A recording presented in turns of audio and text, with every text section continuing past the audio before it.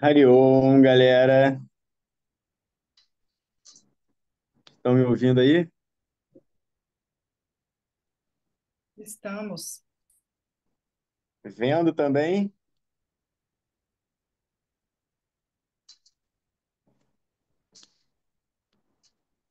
Olá, E aí? Não estou vendo, Júnior, sua imagem. Será que sou só eu? Cássia, você está vendo? Opa, agora vai. não, agora foi. Oi, deixa eu só mandar o link aqui para mais uma aluna que pediu.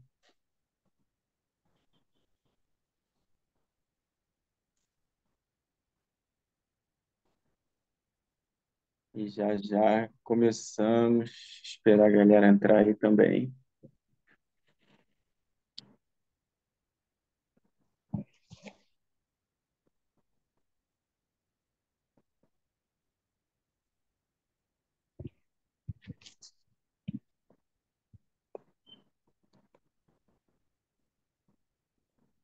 Uhul. Ó, tá faltando bastante gente, hein? Cadê a galera lá? Mandei mensagem lá no grupo. Vamos esperar em 5 minutinhos para a galera entrar. Quem aí já tem o livro? Boa, Consegui. Cássia. Thalita também tem. Dani também tem, né? Chegou aí.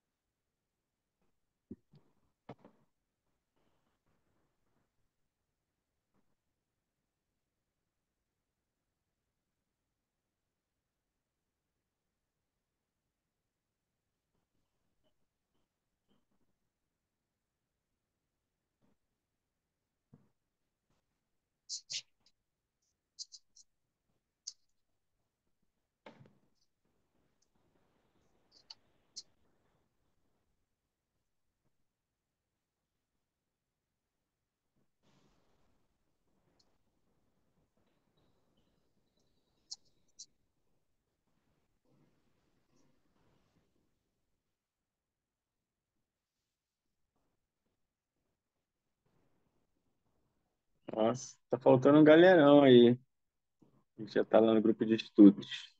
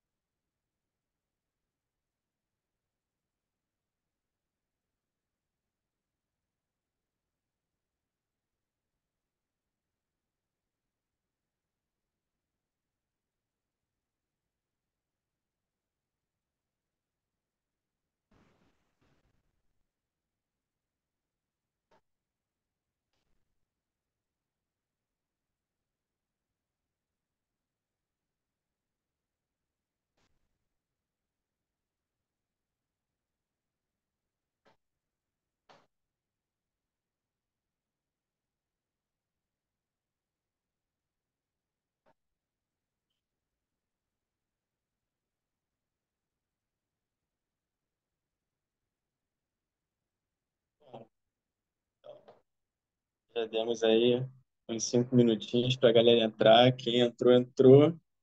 Quem não entrou, vai pegar pela metade, ou então vai assistir depois, que essas aulas vão ficar gravadas. E aí, quem perder um dia ou outro, pode assistir depois e tirar as dúvidas também.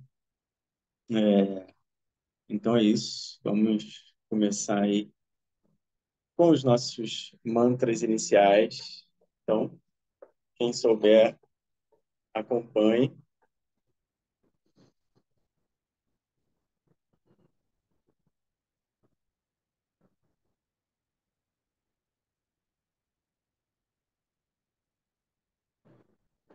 Om Guru Brahma Guru Vishnu Guru Devo Maheshwaraha Guru Sakshat Param Brahma Tasmai Shri Gurave Namaha Sadashiva Samarambham Shankaracharya Madhyamam Asmadacharya Parintam Vande Guru Param Om Sahana Vavatu Sahanau Bhunaktu Sahaviryam Karavavahai Tejasvinavadhitamastu Ma Vidvishavahai Om Shanti Shanti Shanti.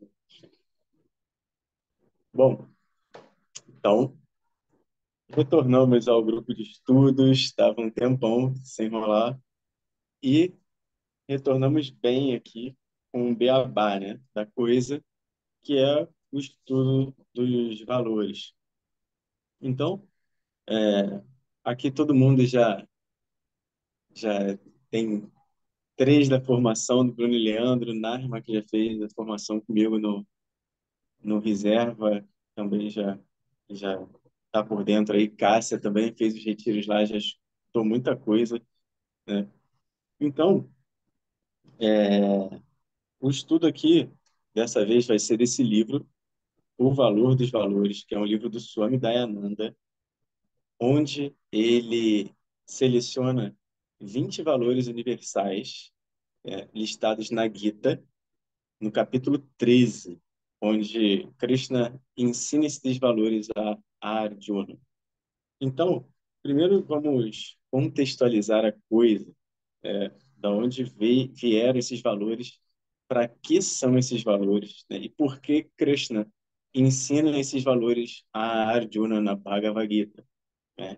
Então, a Bhagavad Gita, ela corresponde às Upanishads. E o que são as Upanishads? As Upanishads são textos contidos nos Vedas, né? Então, os Vedas, eles são divididos em duas partes.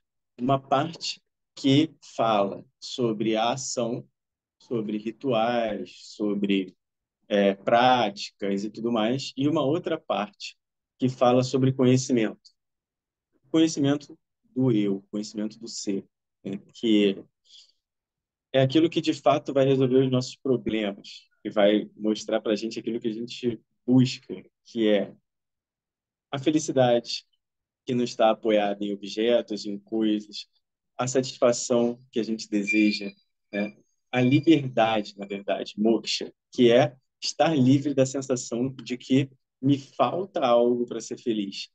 E a sensação que eu preciso de alguma coisa que me complete.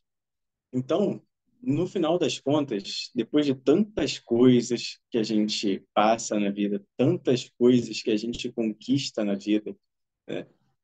A busca pela segurança, pelo prazer, pelo reconhecimento. E aí, em algum momento, a gente se dá conta que conquistei tantas coisas, tenho tantos objetos e ainda sofro. Então, o que é que de fato vai me deixar livre dessa sensação de insatisfação, né? Então, passando rapidamente aí pelos quatro purusharthas, né, que é Artha, Kama, Dharma e Moksha, que são as quatro buscas do ser humano. Então, as três primeiras ali, a gente fica girando em torno delas, né? Que é, eu busco segurança, e aí eu percebo que, em dado momento, eu conquistei o tanto de segurança, mas continuo com aquela insatisfação. Prazeres, mesma coisa. Realizo um tanto de prazeres, conquisto um tanto de coisas e me vejo ainda incompleto, buscando mais prazeres, buscando mais segurança. Dharma, a terceira busca, mesma coisa. Eu continuo ali refletindo sobre busca de reconhecimento, busca de fazer a coisa adequada. E lá, pelas tantas, eu vejo que nada disso me preencheu. Então, o que é que vai me preencher? O que é que vai me dar essa felicidade que eu busco? Então, é sobre isso. Esse é o assunto principal de Vedanta e é o assunto principal que está contido nessas Upanishads, que é essa parte do Veda que vai falar sobre esse conhecimento. Então, as Upanishads são textos muito objetivos, né? Vai falar sobre conhecimento, não vai desviar a atenção, não vai falar de prática de asana, não vai falar de prática de pranayama, vai diretamente ao ponto do conhecimento do eu. Então, e essas Upanishads são textos que são conversas entre mestre e discípulo. Então, esclarecem muito bem a dúvida do discípulo quanto a esse tema, e o mestre ali, através de analogias, através de palavras bem colocadas, lançam luz sobre essa dúvida para que essa ignorância sobre quem eu sou, né? Sobre é, é, essa visão limitada que eu tenho sobre quem eu sou se desfaça e que eu possa enxergar que seja revelado a mim que não preciso de nada que me complete, não preciso de nada que me preencha. Em essência, nós somos seres naturalmente felizes e satisfeitos. Então, o Vedanta é um desdobramento claro sobre essa afirmação. Porém, né, existem outros textos que complementam esse ensinamento. E um deles, o mais clássico, é a Bhagavad Gita. Então, a Bhagavad Gita, ela corresponde a uma Upanishad pela metodologia do ensino e pela composição dela. Também é uma conversa entre mestre e discípulo sobre esse conhecimento. Então, é legal porque nós temos na Gita um personagem que ele é muito humano, que é Arjuna. E temos aí um grande professor que é Krishna. Então existe muito floreio em cima de Krishna, né? Krishna é o flautista, Krishna é o pastor e tudo mais, mas principalmente Krishna é um grande professor. E como é que é o desdobramento da Bhagavad Gita? A Gita, ela está dentro de um épico que se chama Mahabharata, que é a história da Índia. Então, Maha grande, Bharata era o nome da Índia, né, que significa terra de luz. E aí, esse Mahabharata conta a história de uma família, de um reino chamado Hastinapura e a luta por, pelo trono desse reino, né? É um Game of Thrones védico. E aí, o que que acontece? A mesma família tem dois lados. Eles cresceram juntos, os primos ali. Houve muita coisa antes, mas para a gente poder contextualizar mais do que importa e não se alongar tanto aqui, né, existiam dois irmãos que eram Pandu e, e o rei cego Dhritarashtra. Dhritarashtra, ele era o mais velho, portanto, de direito, ele deveria ser o sucessor do trono. Porém, ele era cego. E o que que aconteceu? Ele não poderia governar. O trono passou para o seu irmão Pando, que tinha 5 filhos, e Dhritarashtra tinha 100 filhos. Então, Pando assume o trono lá do reino, e aí Dhritarashtra ali já fica um tanto enciumado, né, com essa coisa de ter perdido o reino, de não poder assumir, mas beleza, era o que tinha. E lá pelas tantas, Pando morre. E o que que acontece? Quem assumiria seria o primeiro filho de Pando, que é Yudhishthira. Porém, era muito novo. E o que que aconteceu? O tio, Dhritarashtra, meio que adota os sobrinhos. Os sobrinhos vão morar no reino lá. E aí, eles vivem ali aquela, aquela, aquela vida ali do reino. Por enquanto, quem estava tomando conta do reino, enquanto o Yudhishthira não assumia a idade, era o avô, Bhishma, que era solteiro, né? Então, a família vai vivendo ali, né? Eles vão se preparando para assumir o reino, assumir o trono. Então, eles têm aula de armas, eles têm aula de Vedanta também, e tudo mais, estudam isso tudo que a gente está estudando, é, e, e beleza. Então, chega um momento em que Yudhishthira pode assumir o trono e assim o faz. E o que que acontece? Mais ciúme agora do primeiro filho de Dhritarashtra, que é Duryodhana. Então, o filho mais velho do rei cego fica enciumado com os primos e aí ele faz de tudo para matar os primos para ele poder ficar com o trono. Então, começa desde cedo, ele apronta várias para os primos para poder assumir, e aí a história se desenrola, existem várias tramas e tudo mais. E, por fim, né, é, Yudhishthira ainda era o rei, o imperador, na época também, que ele faz uma peregrinação e conquista vários reinos, então ele se torna lá o grande imperador da Índia, e ele não resistia a jogo.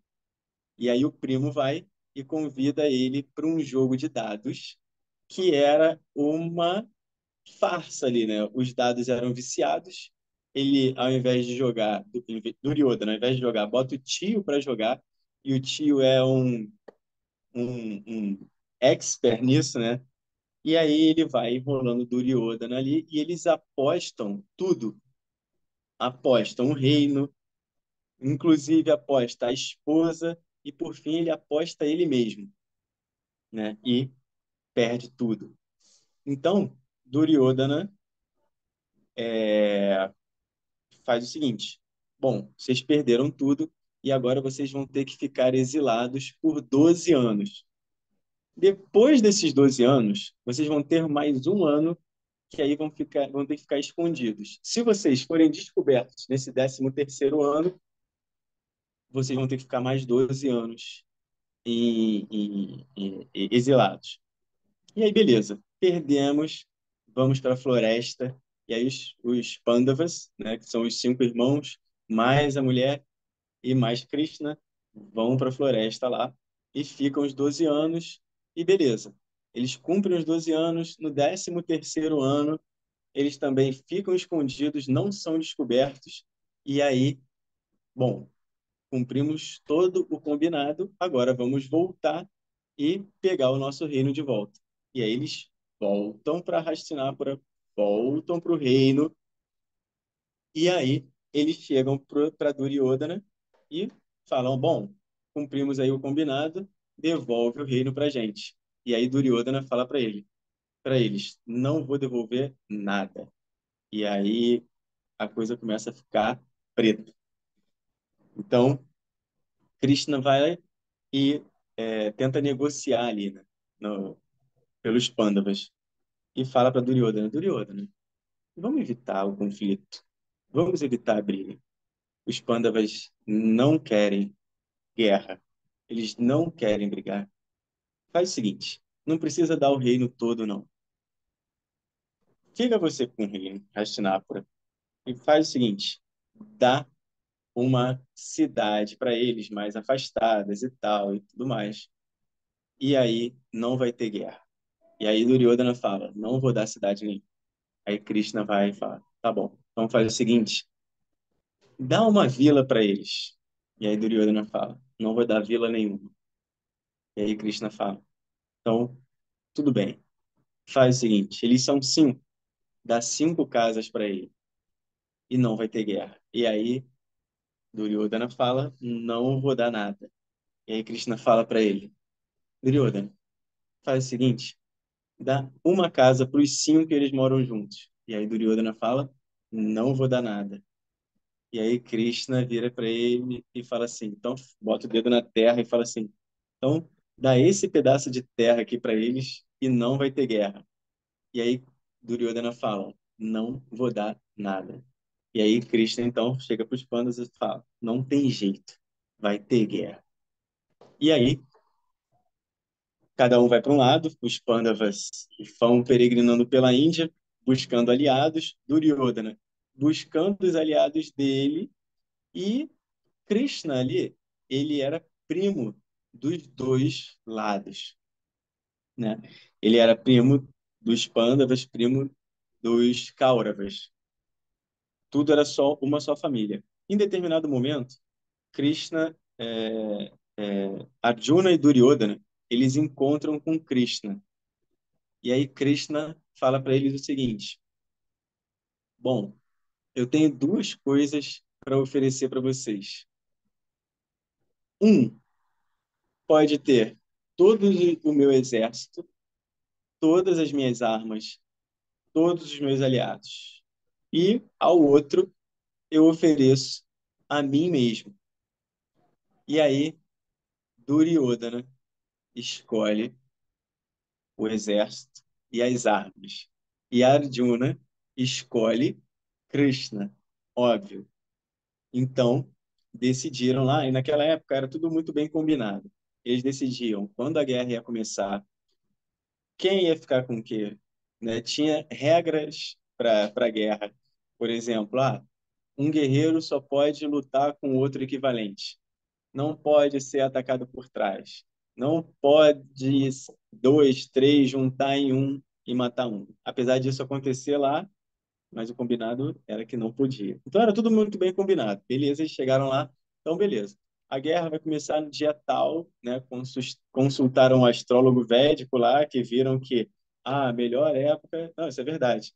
O melhor dia para começar a guerra é tal dia, porque vai estar a estrela tal alinhada com não sei o que, com o planeta tal, e aí marcaram lá a data da guerra, a guerra vai começar e é um fato.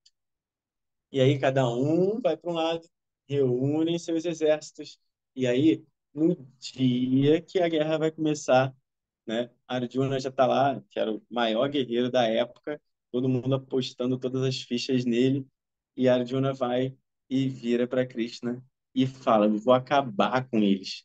De tantas maldades que eles fizeram todos esses anos, fizeram a gente comer o pão que o diabo amassou, desrespeitaram nossa mulher, desrespeitaram nossa família. Então eu vou acabar com todo mundo e a gente vai ganhar essa guerra."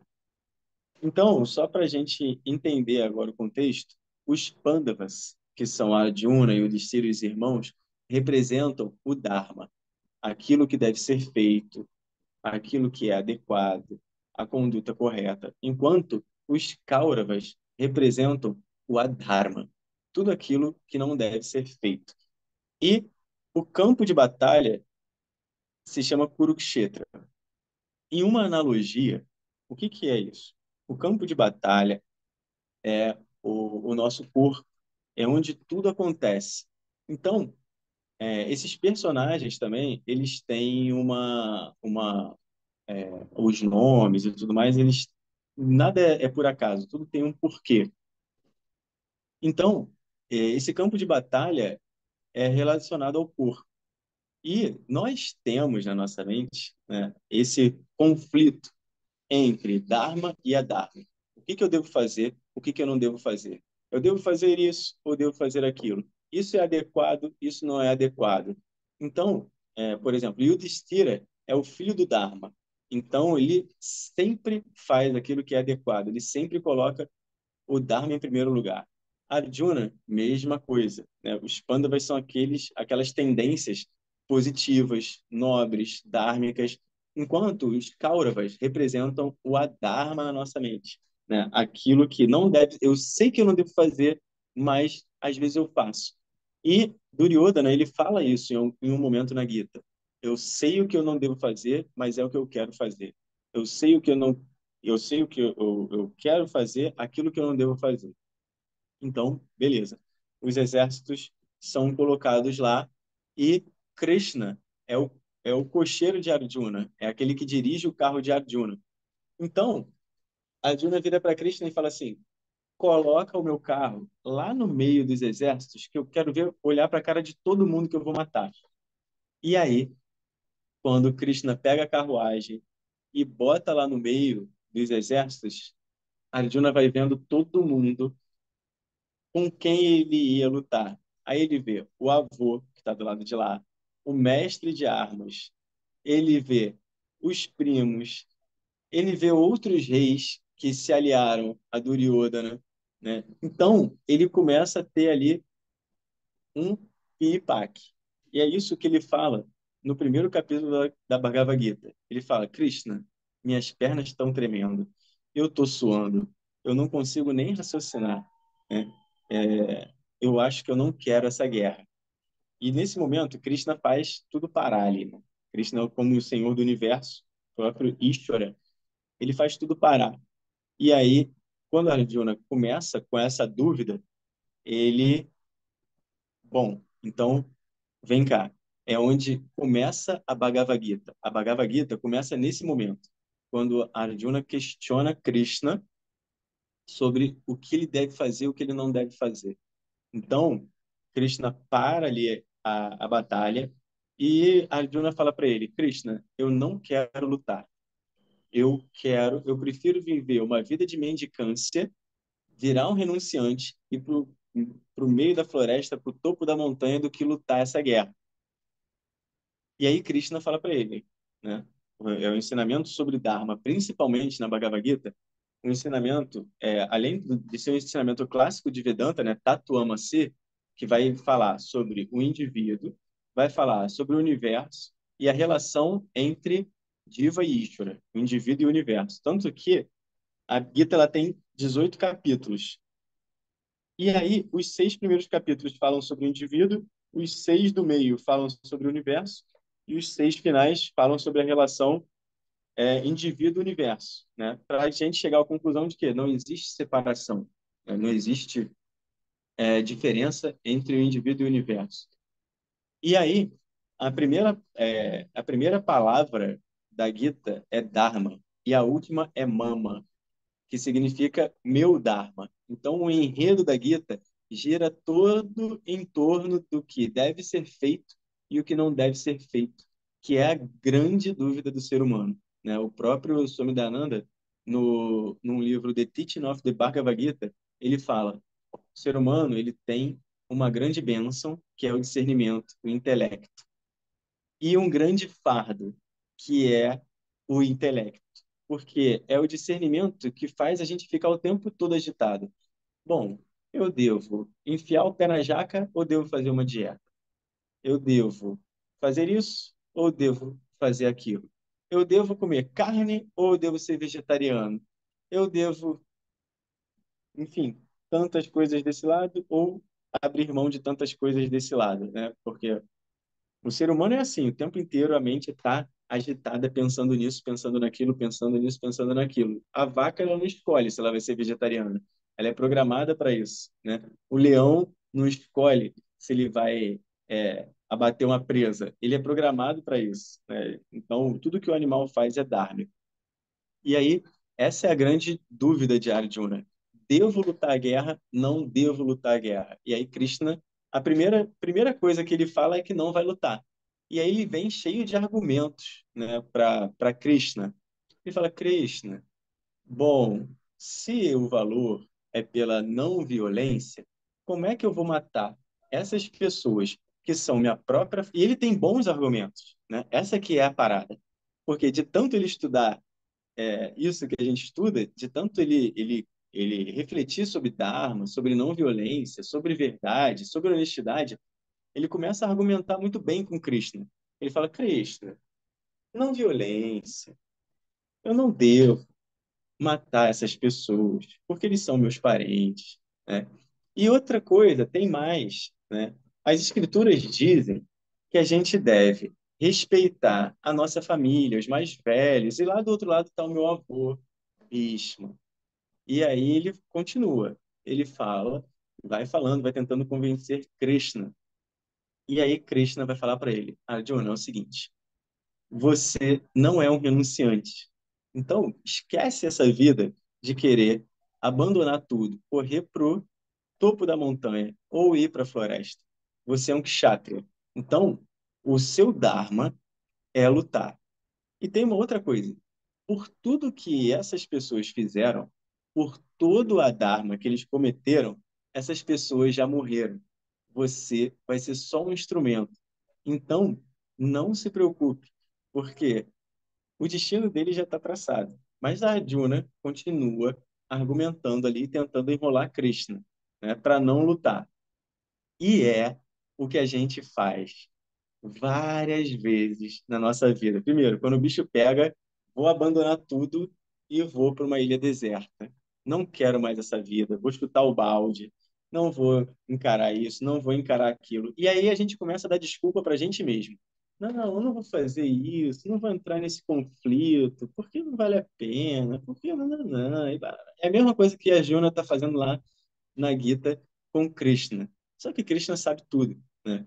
Então, ele já entende ali Arjuna e ele dá uma sacudida em Arjuna. Ele fala, Arjuna, olha só, cara. O negócio é o seguinte, você é um kshatriya.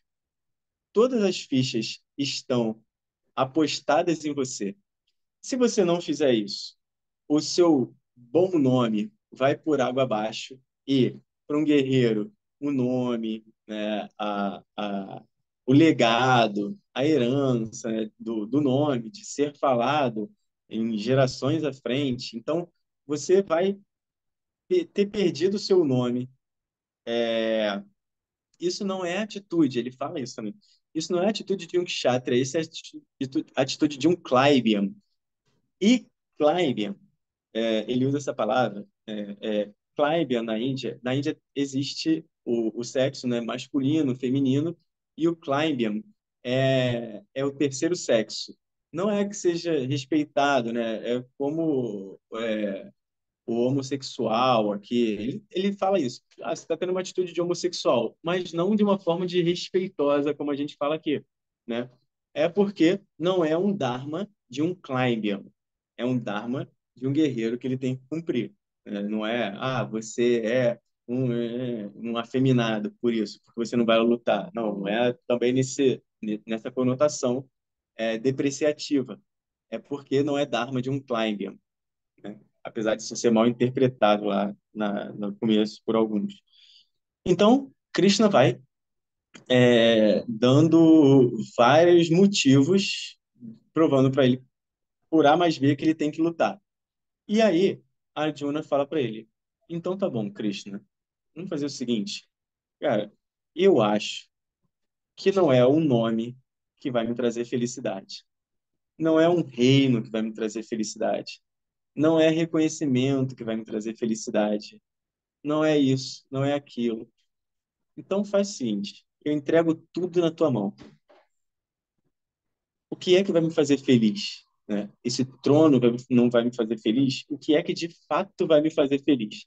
E aí é nesse ponto que Krishna queria que Arjuna chegasse. Nesse questionamento, que é o próprio questionamento nosso. Né?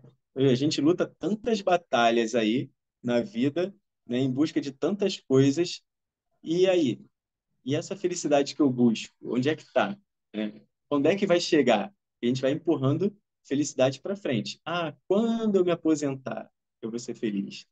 Quando meus filhos forem criados, tiverem mais velhos, se pararem de dar trabalho, eu vou ser feliz. Só que o filho nunca vai parar de dar trabalho. Então, tantas coisas que a gente vai empurrando para frente, e aí a Arjuna chega nesse ponto, que é o ponto que Krishna queria que ele chegasse, que é o que é que de fato vai me trazer essa felicidade, essa satisfação que eu busco. Então, Krishna começa aí no capítulo 2 a falar realmente sobre o conhecimento, né? E ele já começa falando, no capítulo 2 falando o seguinte: bom, então, vou te falar uma coisa. Essa felicidade que você está buscando, que você procura aí, você já é. E aí, bom, quando ele fala isso, a Arjuna já se interessa e abre os ouvidos, abre os olhos e escuta ali tudo que Krishna tem para falar para ele. E aí a coisa se desenrola, né? Na Gita, diferente das Upanishads, que fala só sobre conhecimento, a Gita ela é muito mais completa. Krishna vai falar sobre Karma Yoga, Krishna vai falar sobre meditação, Krishna vai falar sobre respiração, Krishna vai falar sobre os 8 passos do yoga. Então, a Gita ela é bem completa. E aí, Krishna, quando começa a falar sobre esse conhecimento, ele fala para Arjuna o seguinte também: esse conhecimento só se estabelece numa mente tranquila, numa mente calma, numa mente preparada. E aí, Arjuna pergunta para Krishna: então tá, Krishna, como é que eu preparo a minha mente para esse conhecimento? E aí, lá no capítulo 13, Krishna vai falar, vai ensinar esses 20 valores aqui para Arjuna. Então, esse iniciozinho aí foi para contextualizar isso. Da onde veio esses 20 valores? Por que que esses 20 valores são ensinados?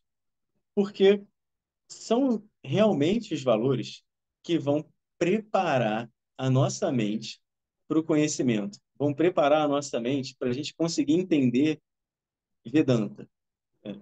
Então, pranayama ajuda a acalmar a mente? Ajuda. Meditação ajuda a acalmar a mente? Ajuda. Kriyas ajudam. Mas isso tudo é secundário.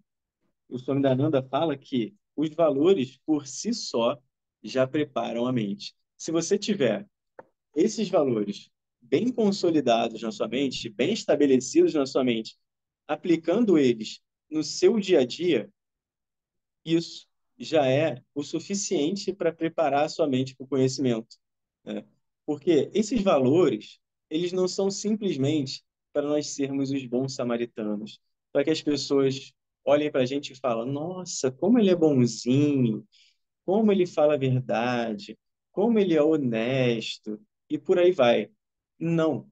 Os valores são principalmente para a gente. Por quê? Se você aplica esses valores no seu dia a dia e reconhece que isso aqui te traz um benefício, não vira um esforço. Primeiro, não vira um esforço para você aplicar esses valores. Não é um esforço falar a verdade, porque você entende o valor pela verdade, né? Não é um esforço ser honesto, você entende o valor pela honestidade. Então, o principal valor aqui, dos valores, né? O Sombra ele fala isso. Um valor só é um valor quando o valor pelo valor é valorizado por você. E qual é o principal valor de cada valor desse que traz, né? É uma mente tranquila, é uma mente calma, é o preparo da mente. Por quê? Se eu falo a verdade, por exemplo, eu não preciso é, me, me preocupar se alguém vai descobrir, se alguém vai, vai me causar um conflito, assim como a não violência. Se eu não sou violento com uma pessoa, eu não preciso ficar ali preocupado esperando uma retaliação, esperando uma outra violência, né? E engraçado que eu dou aula para criança e eu falo desses valores, né? Falo de Vedanta para eles, ensino também essa parte, eles adoram, adoram isso. Cara, eu nem falei sobre, nem cheguei a entrar no valor assim, eu pergunto antes de explicar, né? E aí eu perguntei na turma, eu falei, qual o valor pela não violência? Qual o valor que a não violência tem?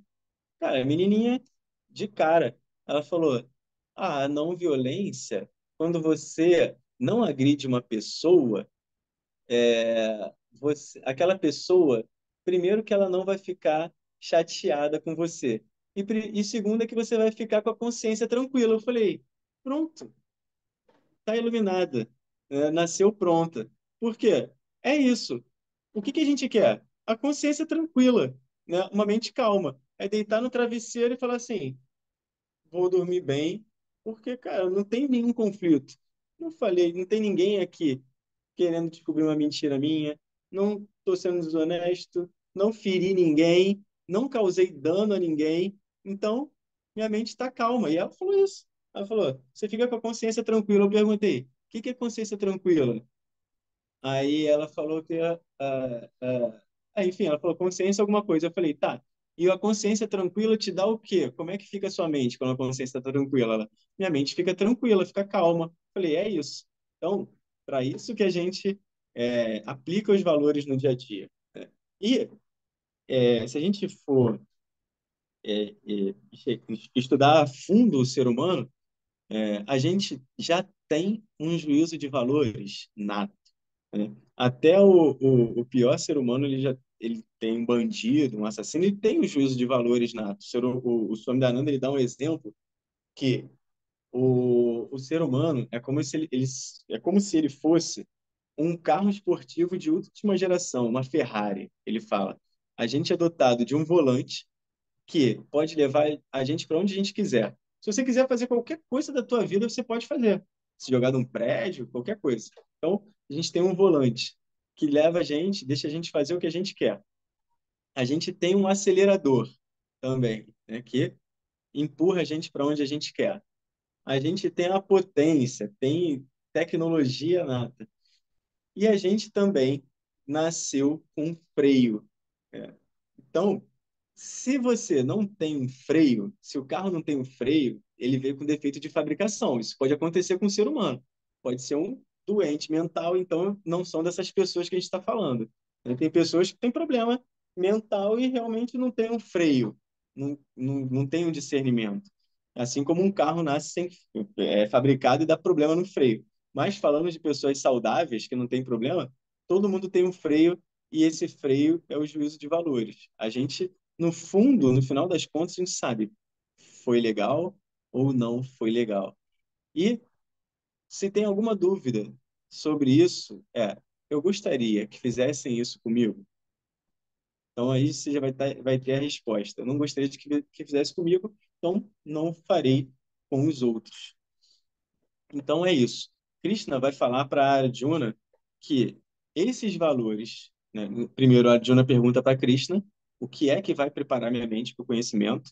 E aí, no 13º capítulo da Gita, Krishna vai falar para Arjuna. Então, senta aí. Eu vou te falar o que vai, de fato, preparar a sua mente para o conhecimento. E o nome desse capítulo é Jnana. E Jnana significa conhecimento. Só que, nesse caso, não é o conhecimento do eu, que também se chama Jnana.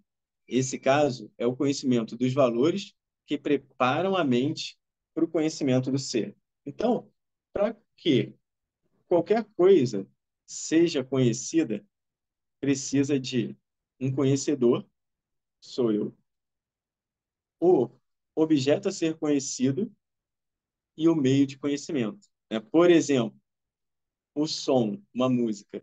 Eu sou o conhecedor, o som é algo a ser conhecido e o meio de conhecimento são os meus ouvidos. Se está tudo funcionando, né, eu estou ali presente. O som está alto, eu consigo ouvir. E meu ouvido tá funcionando, pressupõe-se que eu vou ouvir a música.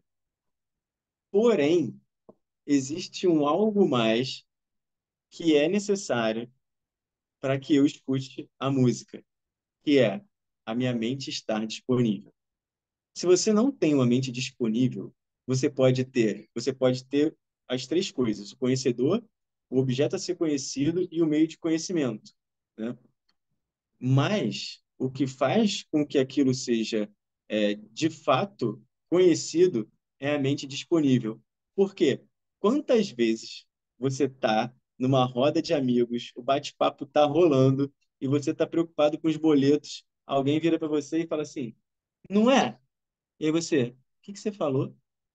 Você estava lá, o teu ouvido funciona, A pessoa estava falando em alto e bom tom e não entrou nada no teu ouvido.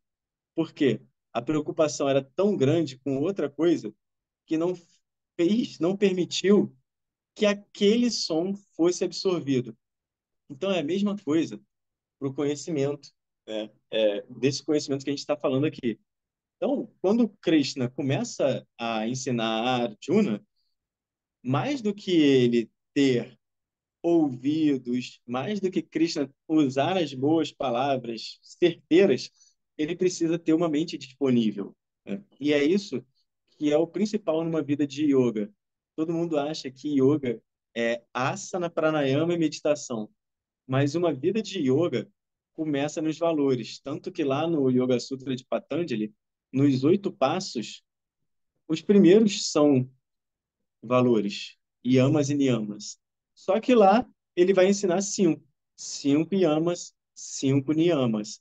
Na Gita tem mais 20, em outros textos tem mais tantos. Por quê? Se você não entende isso aqui, se você não tem uma mente disponível para o conhecimento, não adianta ter o melhor professor, ter caixas de som disponíveis aí para chegar. YouTube, hoje em dia, né, canal do YouTube, você consegue assistir as aulas dos Swamis lá em casa, no YouTube, em alto e bom som. Mas se a sua mente não está disponível para isso, não adianta que nenhum conhecimento vai chegar até você. Então, o principal é você cultivar essa mente disponível. E os valores são uma maneira de você praticar o yoga 24 horas por dia, né? Não é aquele yoga que acaba no seu tapete. Aquilo ali é asana, que você vai fazer 1 hora, 2 horas, pode fazer 2 práticas, mas ali acabou no tapete, ok, faz um bem danado. Até porque, se você tem um corpo doente, um corpo que dói por todos os lados, você também não vai conseguir prestar atenção em nada. Mas o preparo da mente, a maneira de você conseguir praticar yoga 24 horas por dia e manter a sua mente preparada para isso é através dos valores, né? Quando você não está praticando yoga, aí é que você está praticando yoga, né? Quando você coloca isso aqui em prática. Então aí, né, nesse capítulo é que vai começar, é que a Arjuna vai começar a se preparar para o conhecimento, né? Ele vai ali de fato sentar, ouvir sobre isso aqui.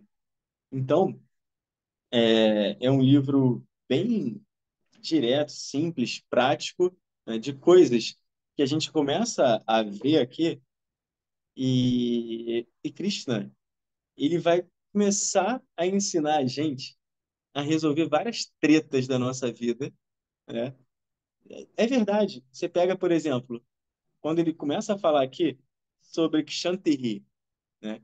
Esse valor que Chantilly se chama, você pode traduzir por acomodação. E aí ele vai falar, adoro. É, pô, imagina, cara, imagina essas crianças estudando isso com 7, 8 anos de idade, de tantas tretas que eles vão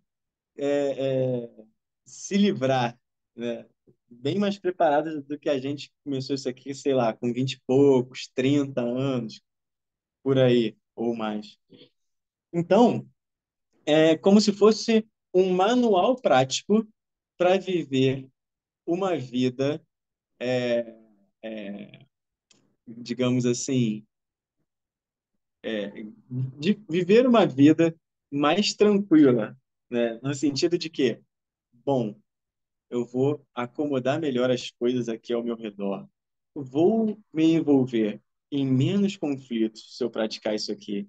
Vou conseguir dormir com a minha consciência tranquila se eu praticar isso aqui. Então, é um livro que eu gosto pra caramba. A gente vai começar a estudar isso aqui e a gente vai começar a tomar alguns tapas na cara de tipo, poxa, eu faço isso. Eu preciso melhorar. E eu faço isso também. Eu preciso melhorar. Então, A gente vai aí praticamente estudar um valor por aula, às vezes dois, tem uns que são mais fáceis de ser assimilado, então a gente vai andar mais, um dia a gente vai parar mais em algum, né? E aí, no final, aberto para tirar as dúvidas, e é isso, né? O principal, então, é a gente entender que é muito fácil a gente entender o valor pelo dinheiro, né? Ah, por R$ 1.000 eu compro tantas coisas, né? O benefício que isso vai me dar. Mas agora, qual é o benefício de eu falar a verdade? Porque às vezes, né, eu tenho um grande valor pelo dinheiro. Só que, se eu abrir mão da verdade, eu posso me beneficiar aqui com um dinheirinho a mais, né? Por exemplo, eu falo uma mentirinha aqui e ganho uns trocados ali. Só que isso aqui vai acabar, né? Os trocadinhos ali vão te dar uma satisfação momentânea. Me dei bem aqui, falei uma mentirinha, ganhei tanto. Só que no final das contas, como é que vai estar a tua mente? Pô, não deveria ter feito isso. E se alguém descobrir? E não, e não, e viria aí essa mente não para. Essa mente agitada não deixa você dormir, não deixa você estudar. Então, quando eu falo a verdade, e aí, por mais que na hora ali eu não veja um ganho, né? Na verdade eu vejo uma perda, pô, podia ter falado uma mentirinha e me dado bem, fui falar a verdade aqui agora estou sofrendo pão que o diabo amassou. Mas a minha mente está tranquila, né? A minha mente está calma. E outra coisa que é importante falar é que nessa tradição, a base é o Dharma. Todos esses valores, eles estão apoiados no Dharma. E Dharma não é lei, Dharma não é regra. Dharma é você avaliar a situação num contexto como um todo e escolher a atitude mais adequada em relação a um todo, né? Dharma, na verdade, é você fazer o que é melhor para o todo, não só para si mesmo. Então, deve haver também, na aplicação dos valores, essa avaliação quanto ao Dharma. Por exemplo, por mais que seja verdade, né, às vezes você não precisa falar.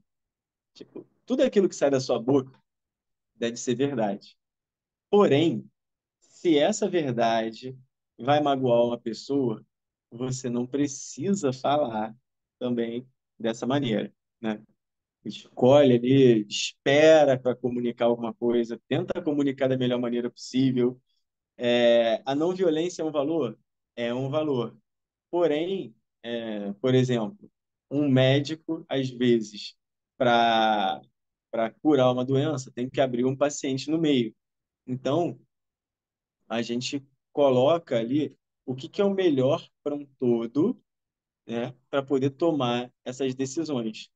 Por exemplo, eu vejo uma injustiça sendo feita na minha frente, né? Entram aqui em casa, minha filha está aqui em casa e alguém quer fazer alguma maldade, alguma coisa assim. Então, para valorizar um bem maior, eu abro mão daquele valor por uma coisa que é melhor para o todo e para o todo. Existe também, e ele vai falar aqui, essa análise do Dharma. Então, primeiro o Dharma, depois os valores. É óbvio que a gente vai colocar sempre os valores norteando a nossa vida, apoiados no Dharma. Deu para entender isso? Né? Então, é isso. Vou deixar aqui. Boa, né? Então, vou deixar aqui um tempinho para as perguntas. Mandem ver. Sei que tem gente que gosta de perguntar aí, Nathalie. Tá aberto aí, galera. Podem abrir o microfone, perguntem.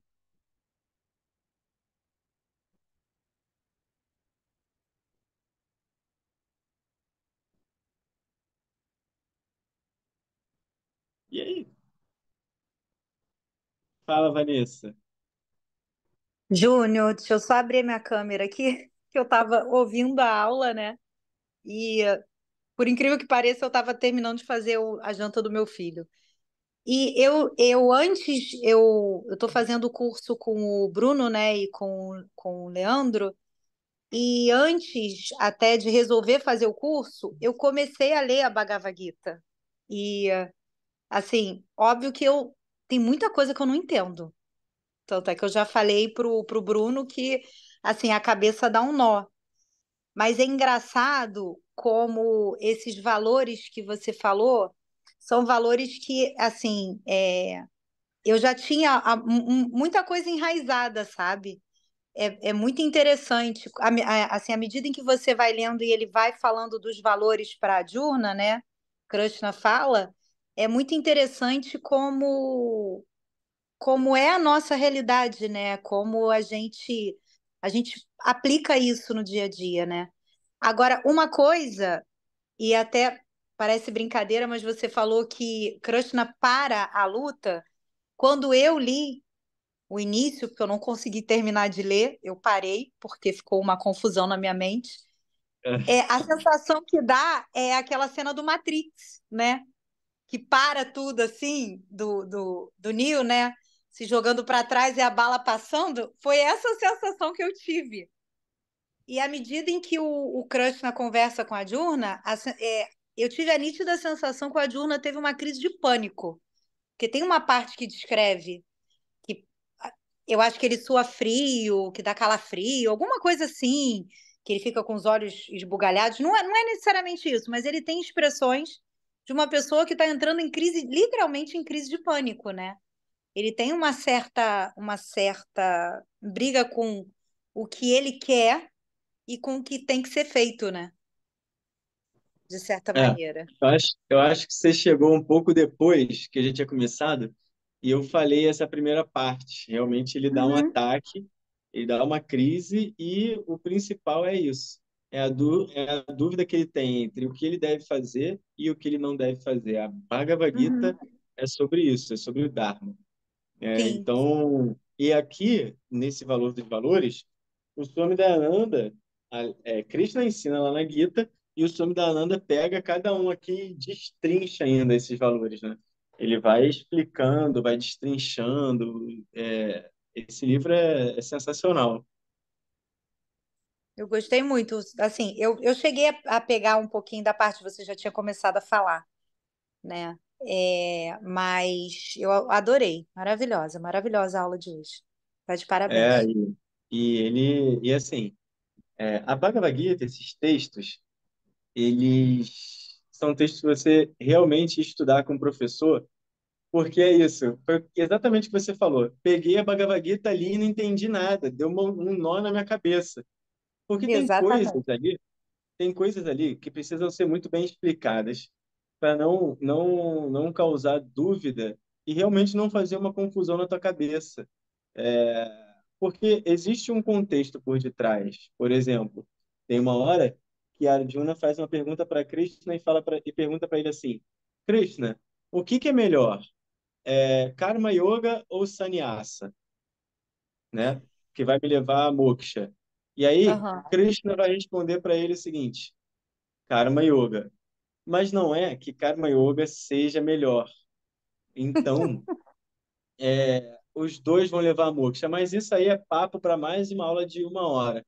Tem uma Sim. outra, tem uma outra pergunta que Krishna faz a Arjuna, e isso causa maior confusão, principalmente porque nós temos dois tipos de Vedanta, que é a Advaita Vedanta, que é essa visão de não separação, que é a Bhagavad Gita, que a gente estuda, né, em Advaita Vedanta, e tem Dvaita Vedanta, que uma visão de separação, que aí são os Hare Krishnas que tem essa visão. Uhum. Então, a Gita dos Hare Krishnas, a Gita Dvaita, ela tem uma outra interpretação. Então, tem uma outra pergunta que Arjuna faz a Krishna, que está no capítulo 12. Ele pergunta para Krishna o seguinte, né? Quem são os melhores yogis? Aqueles que se dedicam ao conhecimento do absoluto ou aqueles que se dedicam. é, o capítulo 12 se chama Bhakti, devoção. Uhum. Então, nesse verso, Arjuna pergunta para Krishna o seguinte: quem são os melhores yogis? Aqueles que meditam em você, Krishna, ou aqueles que meditam no absoluto? E aí Krishna vai dizer para Arjuna o seguinte: aqueles que meditam em mim. Só que não é exatamente isso, que exista um melhor que o outro, e nem que Krishna, nesse caso que ele está explicando, Seja a melhor opção. seja uma personalidade, né? Porque Uhum. confunde-se muita devoção. Por exemplo, os Hare Krishnas, eles idolatram Krishna como um avatar simplesmente, uma personificação. Mas, nesse caso, Krishna não estava dizendo como um avatar. Krishna estava dizendo como o próprio Ishvara, como o próprio universo, Jagadisha, o Senhor de Jagat. Então, isso causa uma confusão, porque aí vão falar assim, não, então eu não vou meditar no absoluto, porque eu vou ficar aqui idolatrando Krishna. Krishna disse que é melhor meditar nele. Então aí vira aquela devoção, aquela fé cega. Mas não é isso. Até porque nos próximos versos ele vai explicar isso. Ele fala, primeiro, medite em mim. Por quê? Porque ele está falando novamente sobre o Karma Yogi, que é aquele que é Uhum. dedicado à ação, e o Sannyasa, que é o renunciante. Então, por todo um cuidado, ele fala, medite em mim, porque entenda primeiro o universo, Ishvara, que é difícil de entender, que Uhum. esses são os karma yogis. Só que ele vai falar o seguinte também: os sábios, que são aqueles que meditam no absoluto, eles já são sábios, são completos. Porém, assim, por um cuidado, ele fala, é muito mais difícil, né? Não que você não alcance, é muito mais difícil se você for um renunciante, meditar simplesmente no absoluto sem estar preparado. É mais fácil que você seja um karma yogi, estude, entenda o universo, entenda sobre você mesmo, que aí você vai alcançar moksha. Mas ele fala, os dois vão alcançar. Mas para você, Arjuna, que é um karma yogi, medite em mim. Só que se você pega isso fora de contexto, você vai achar que é uma devoção cega. Ah, não, vou ficar aqui idolatrando Krishna e aí eu vou alcançar o absoluto. Então, assim, a Gita tem várias coisas dessas que precisam ser bem entendidas e não tá no verso, né? Tem que ter um professor que vai te explicar isso. Se você pega simplesmente os versos para ler, a melhor coisa que pode acontecer é você não entender nada. A pior coisa Mas, é você entender errado. então você falou exatamente do verso onde eu resolvi parar e desistir de ler qualquer coisa. Olha E aí. aí, exatamente, eu juro para você. Porque aí eu falei assim, gente, mas e o absoluto? Que eu já tinha demorado para entender o que que era o absoluto. Então, assim, o legal, de uma certa maneira, li, mas não entendi muita coisa. Mas o legal é ouvir, revisar e botar cada uma na sua caixinha para você entender, para conseguir entender e chegar numa conclusão. Mas É. está sendo maravilhoso, muito legal. Não, esse capítulo 12 que fala sobre devoção, e esse verso, esse capítulo causa uma confusão na cabeça, porque fala de devoção, e aí quando fala de devoção, parece que é uma fé, que você tem que acreditar num Krishna que é um personagem, uma personificação, enfim, melhor parar mesmo. Parou na hora certa. Volta tudo, volta 12 casas, e começa lá da primeira, capítulo 1 de novo, né? Estudando verso por verso com o professor, recomendo. Eu já estou há 4 anos estudando a Gita e vou continuar estudando a vida inteira. Vou refazer ela depois, estudar de novo e ver de novo, porque uma vez só não é suficiente. Mais alguma pergunta? E aí, Thalita? Não se acanhe. Eu estou mais refletindo. E, Vanessa, eu faço a formação com o Bruno também, com o Leandro, e eles não deixam a gente ler antes, não. Eles falam isso, não leiam antes. Eu também ficava tentada a ler, e aí realmente é complexo, né? Mas aí eu vou fazer só essa pergunta: o valor dos valores a gente pode ler antes? Ou espera para ir acompanhando com você? Porque agora eu não conheço, não cheguei nessa parte da Gita, né? A gente teve pontos da Gita que o Leandro passou para a gente, alguns capítulos, e a gente não aprofundou nos valores. E eu estou agora super interessada em conhecer mais a fundo. Acho que a Vanessa comentou algumas coisas que são muito intuitivas, mas eu acho que essa reflexão do valor dos valores nossa, vai ser incrível também. Acho que a aula foi ótima. Sempre lembrar dessa história do início, né? Onde começa a Gita, assim, vou até ouvir de novo a gravação, porque é tanta informação, tanta treta, essas famílias aí. Mas o que fica eu acho que é a reflexão dessa linha tênue às vezes, né? Eu não queria estar na pele de Arjuna, assim, uma decisão tão difícil às vezes que a gente tem que tomar entre cumprir o Dharma e às vezes você não quer, né? Você resiste, tantas situações difíceis. Estou mais refletindo hoje do que com perguntas, na verdade. É isso aí, Dani, Nárima, Júlia, Cássia. E aí, alguma pergunta? Não? Então, beleza, hein? Vou encerrar a aula de hoje por aqui. Depois mando o link lá no grupo, do grupo de estudos, para quem quiser rever, para a galera que não pegou hoje. Eu perguntei, né? A galera já está com livro, tem uma galera com livro já e tal. Valeu, Nárima. Então, galera aí, ó, o livro tá chegando, isso aí. Vamos que vamos. Bom, então, vamos terminar com o mantra final. Om Purnamadas Purnamidam Purnat Purnamudachyate Purnasya Purnamadaya Purnamevavashishyate Om Shanti Shanti Shanti Harihi Om Shri Guru Pyo Namaha Harihi Om Tatsat.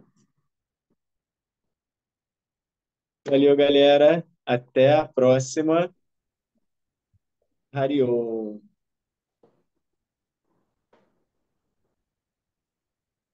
Até, tchau. Valeu.